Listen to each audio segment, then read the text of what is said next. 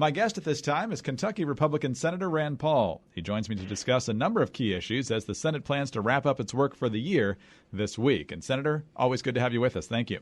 Yeah, thanks for having me, Greg. Well, let's start with the spending bill that passed the House on Tuesday, comes to the Senate later this week, $1.4 trillion, split up into two different bills, both passed by wide margins, so plenty of Republicans in favor, probably because there's increased military spending and a repeal of the Cadillac tax, among some other things, but it pretty much raises spending across the board. So what do you make of all this? You know, I would say the nicest thing I can say about them is they would be an abomination. You know, they're terrible. I mean, it's just people who vote for this are not fiscally conservative. There's nothing conservative about this. This is blown through the caps. You know, when the Tea Party elected a bunch of people in 2010, that's when I came up here, 2011. We were hot to go. We were, putting caps on spending. We were opposing debt limits. We actually did get some caps in place. All of those caps went away under Republican leadership of the House, Senate, and the presidency. So it is a disappointment. And so when I put forward something trying to freeze spending to balance the budget, we'll get no Democrats and less than half of the Republicans in the Senate. And people just need to know that. The Republicans that are coming home to you and saying they're conservative and they want to balance the budget are not being honest with you. And frankly, we've got to do a better job in the Republican primaries of actually finding conservative legislators and sending some of these big government Republicans home. Why are they not worried about this? Obviously, most folks on the left, hopefully it's not too much of a stereotype, just want government to be bigger. So it's understandable they want spending to be higher. But conservatives, is it just that they aren't honest about wanting bigger government, or do they have another reason for not demanding fiscal discipline?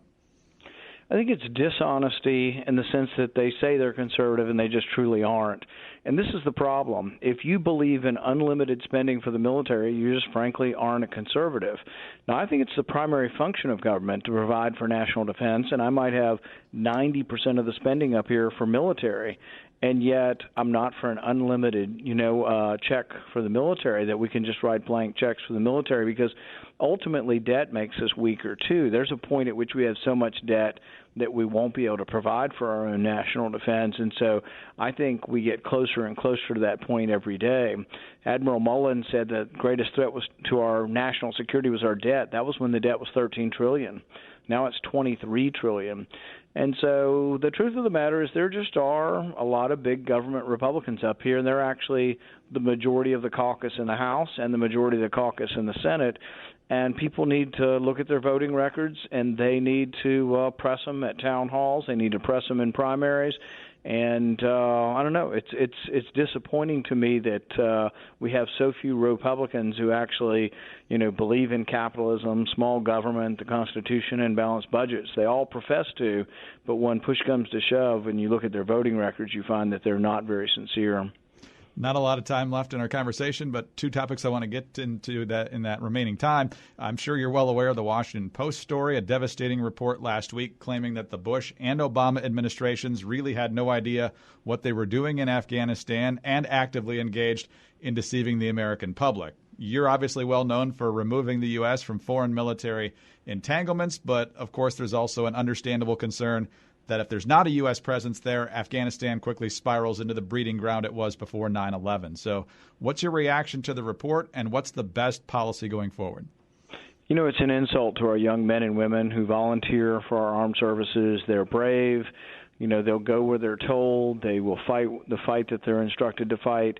But it's not fair to them if there isn't a mission, and there hasn't been a mission for at least a decade or more.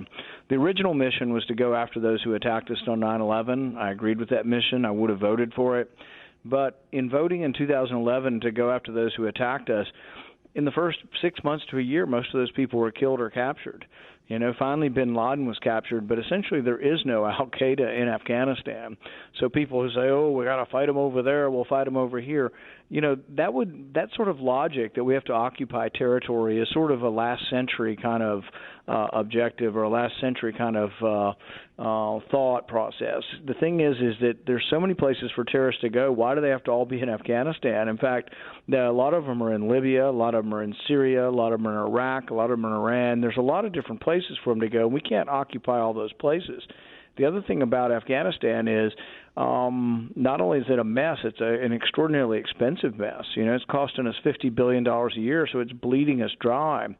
And people who say if you leave there'll be chaos, we're there and it's chaos. The Taliban has been gradually taking more and more countryside with us there.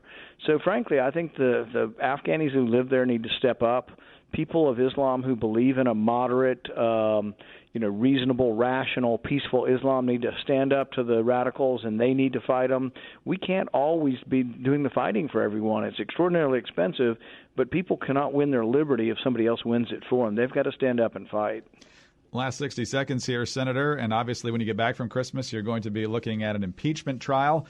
What's your mindset going into that, and what's your reaction to criticism that Republicans have already made up their minds before the trial begins, which sure sounds a lot like the criticism aimed at Democrats 20 years ago when Bill Clinton was going on trial? Well, it looks like it's going to be a completely partisan vote. Only Democrats voted to bring this as an impeachment inquiry. Republicans didn't think it was worthy of that.